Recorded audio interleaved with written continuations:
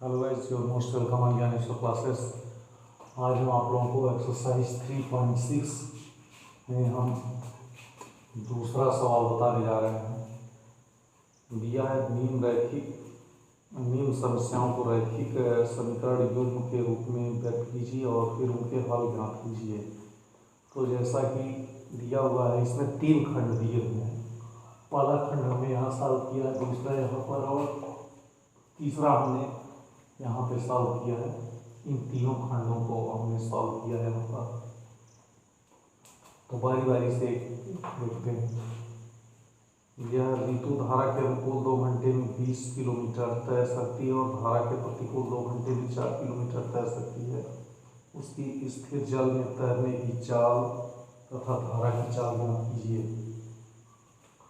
तो धारा के अनुकूल यानी कि ऋतु और जो पानी के बहने की धारा है वो एक दिशा में है, और धारा के प्रतिकूल यदि कहता है तो पानी की बहने की धारा अगर आगे की तरफ है, व्यक्ति के चलने की दिशा अगर आगे की तरफ इधर मान लिया जाए तो पानी के बहने की धारा उल्टी रहेगी।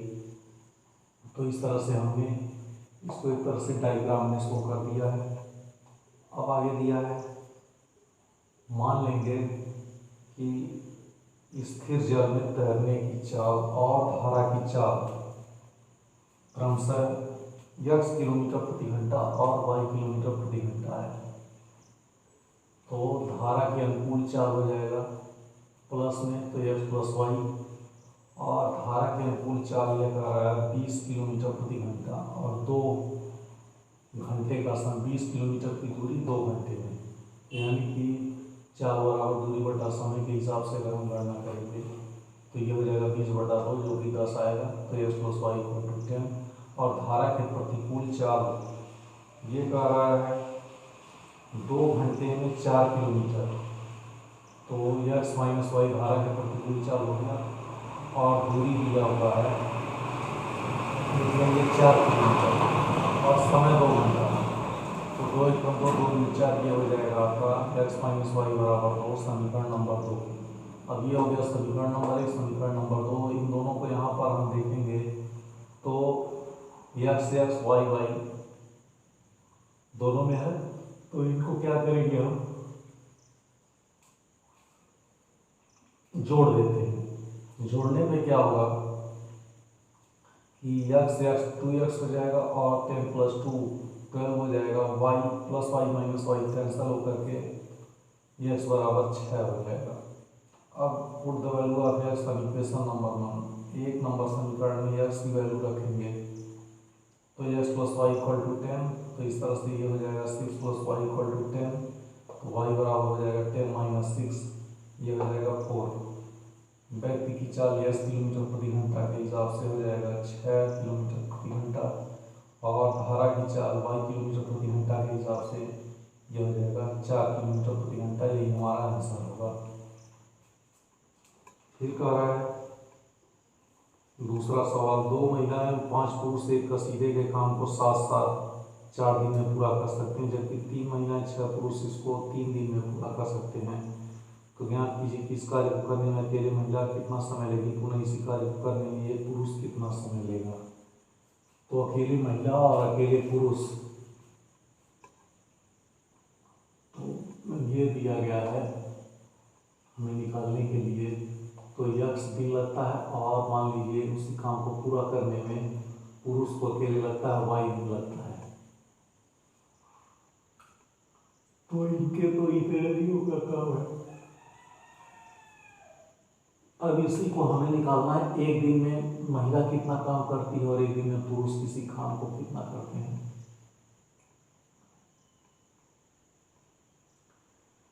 तो हमने क्या किया, इसको भाग दे दिए। कोई भी संख्या का जब एक दिन का निकालना होता है तो हम उसे भाग दे देते हैं। इसीलिए यहाँ पर क्या किया गया है, एक दिन निकालने के लिए महिला का द्वारा किया गया काम 1/x, और एक दिन में पुरुष द्वारा किए गए काम को निकाल लेंगे तो 1/y हो जाएगा। तो पहले शर्त से हो जाएगा, दिया है पहले शर्त में कि 2 महिलाएं 5 पुरुष, तो 2/x हो जाएगा और 5 को उसका हो जाएगा 5/y। ये किसी काम को करते हैं 4 दिन में, लेकिन एक ही दिन में करना है तो 1/4। दूसरी शर्त से देखेंगे, या 3 महीना 6 पुरुष 3 दिन में 3/x + 6/y = 1/3 हो गया। अब इस तरह से हमारे दो समीकरण मिले, इसमें 1/x और 1/y को हम पी क्यू मान लेते हैं, तो हो जाएगा 2x + 5y = 1/4, जहाँ की ये 2p + 5q = 1/4, यानी कि 2p + 5q - 1/4। तो देखिए 4 × 2 = 8 और 4 × 5 = 20, q - 1। और ऐसे पोजीशन बनेगा 3p + 6q के -1/3 हो जाएगा = 0। तो ये हो जाएगा 3 × 3 = 9p + 18q - 1 = 0। ये बाई क्रॉस मल्टीप्लीकेशन मेथड यहाँ अडॉप्ट करेंगे हम। तो पहले लिख लेंगे p - q = 1।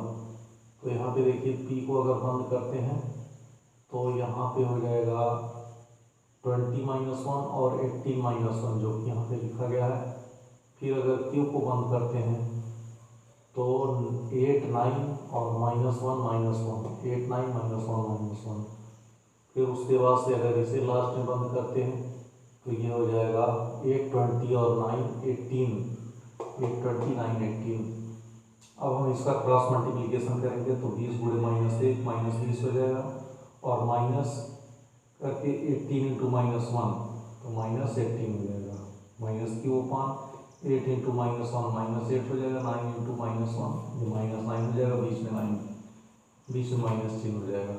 ये हो जाएगा 18 × 8 = 144 और 29 × 180। तो भाई इस तरह से हो गया p/-20 + 18 और -q/-8 + 9 = 1/144 - 180। तो गाइस इस तरह से ये हो गया p/-2 और -q/1 = 1/-46। क्योंकि 18 में से 20 गया तो -2, 9 में से 8 गया 1 और 144 में से 180 गया तो ये रहेगा -36। फ्रॉम 1 and 3 लेंगे तो फ्रॉम 1 and 3 हो जाएगा p/-2 और 1/-36। ये इसका मल्टीप्लिकेशन करने पर आएगा -36p = -2, सो p = हो जाएगा 2/36 यानी 1/18। और सेकंड थर्ड लेते हैं तो -q/1 1/-36, तो -36q = 1। ये हो जाएगा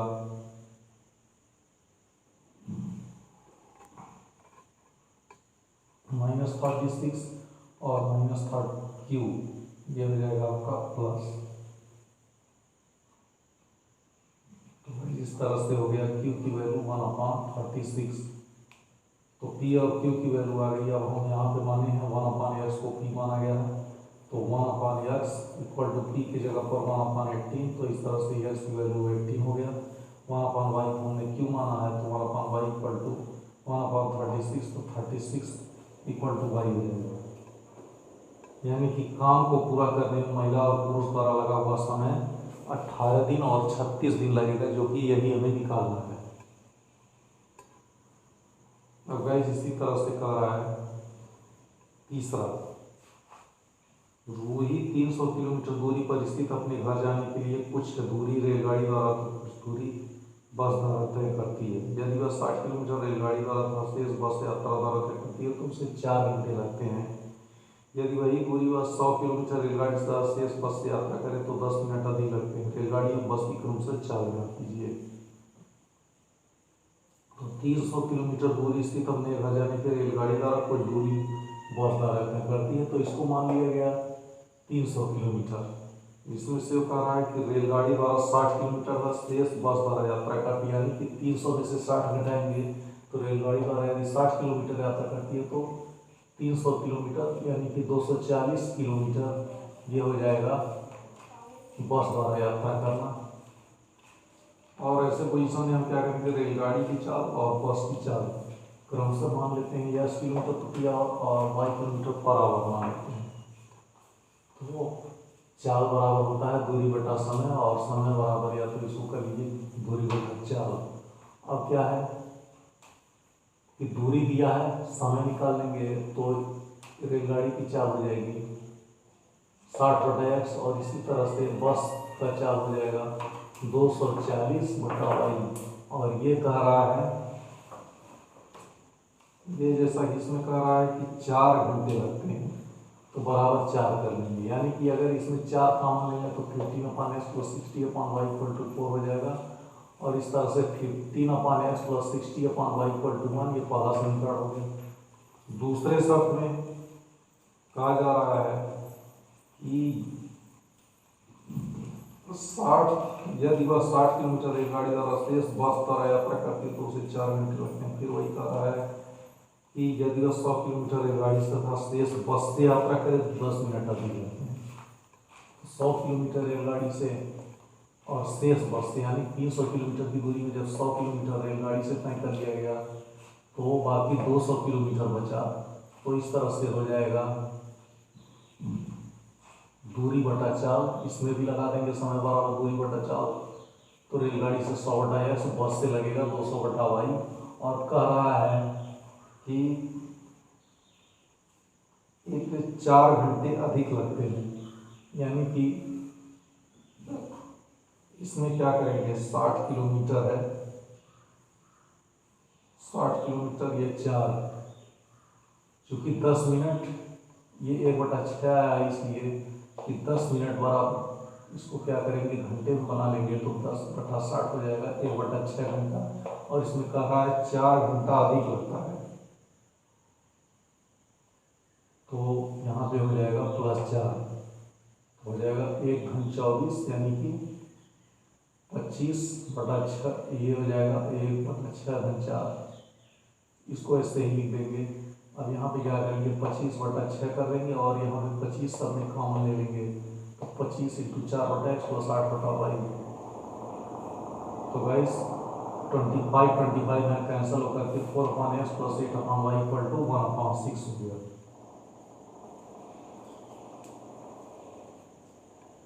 तो इस तरह से हमें 2 समीकरण मिले, 15/x + 60/y = 1, और दूसरा समीकरण हमको मिला 4/x + 8/y = 1/6।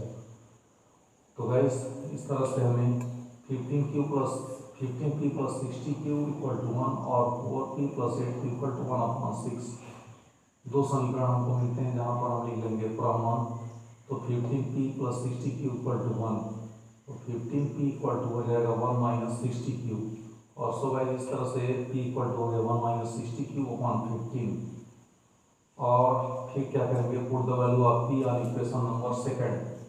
इस तरह से p की वैल्यू जो है इक्वेशन नंबर 2 में रखेंगे, तो 4 × 1 - 60q/15 + 8q = 1/6। तो लिख देंगे 4, इसका मल्टीप्लाई करेंगे और 60 × 4 करेंगे 240q/15 + 8q = 1/6। तो इस तरह से ये हो जाएगा 4 - 240q + 115 × 120q = 1/6/15। तो गाइस इस तरह से ये हो जाएगा, 120 में से 240 घटाएंगे तो ये हो जाएगा 120q/15 = 1/6। तो इसका क्रॉस मल्टीप्लिकेशन कर देंगे, 6 × 4 = 24, और 120 × 6 हो जाएगा 720q = 15। और यहाँ पे घटाने पर ये हो जाएगा 15 के आगे ये -24 यहाँ हो जाएगा, तो -720q = 15 - 24। तो गाइस इस तरह से -720q = -9q हो जाएगा -9/720, और इस तरह से ये हो जाएगा q की वैल्यू 1/80। अब इस q की वैल्यू को क्या करेंगे, इक्वेशन नंबर 2 में यहाँ की 4/x + 8/y = 1/6 जो है, इसको हम यहाँ पे मान लिए हैं 4p + 8q = 1/6। इसमें हम क्या करेंगे, रख देंगे जो हमने p q फॉर्म में माना है इक्वेशन नंबर 2 को, उसी में इसकी वैल्यू पुटअप कर देंगे। तो हो जाएगा 4p + 8q = 1/6। q की जगह पर 1/80 करते हुए ये सारा प्रोसीजर अडॉप्ट करेंगे, तो 4p हो जाएगा 1/10 = 1/6। 4p हो जाएगा 1/6, ये +1/10 इधर राइट साइड में आके 1 - 1/10 हो जाएगा। 6 और 10 का हमने एलसीएम निकाल लिया जो कि 30 आ गया। अब इस 30 को 2 3 या 6 5 या 30 यहाँ पर हो गया, तो 5 - 3 = 2 हो गया। तो भाई इस तरह से हो जाएगा 4 p = 2/30, p = हो जाएगा 2/30 × 4, तो 34 या 120, तो ये इस तरह से हो जाएगा 2/120। तो गाइस 1/60 हो जाएगा। और गाइस इस तरह से 1/x = p, तो गाइस इस तरह से ये आपका हो जाएगा 1/x = 1/60। तो x की वैल्यू 1/60, और इसी तरह से 1/y = q है, तो 1/y = 1/80, y की वैल्यू 80 आ जाएगा। तो रेलगाड़ी और बस की चाल क्रमशः 60 किलोमीटर प्रति घंटा और 80 किलोमीटर प्रति घंटा के हिसाब से ये इसकी चाल होगी। तो गाइस इस तरह से आपका ये एक्सरसाइज 3.6 में पहला, दूसरा, तीसरा तीनों प्रश्न खत्म हुए। अब फिर मिलते हैं नेक्स्ट वीडियो में। प्रश्नावली 3 बस व्यवस्था जो कि दिया है ऐच्छिक, लेकिन ऐच्छिक भले ही दिया नहीं, इसको मैं सॉल्व करा दूंगा। इसमें 8 सवाल दिए गए हैं, इसको भी मैं सॉल्व कराऊंगा। थैंक यू गाइस, फिर मिलते हैं नेक्स्ट एपिसोड में। इसको आप लोग लाइक करिएगा, सब्सक्राइब करिएगा, बेल आइकन की घंटी दबा दीजिएगा, जिससे कि आने वाले टाइम में आपको टाइम टू टाइम नोटिफिकेशन मिलता रहे।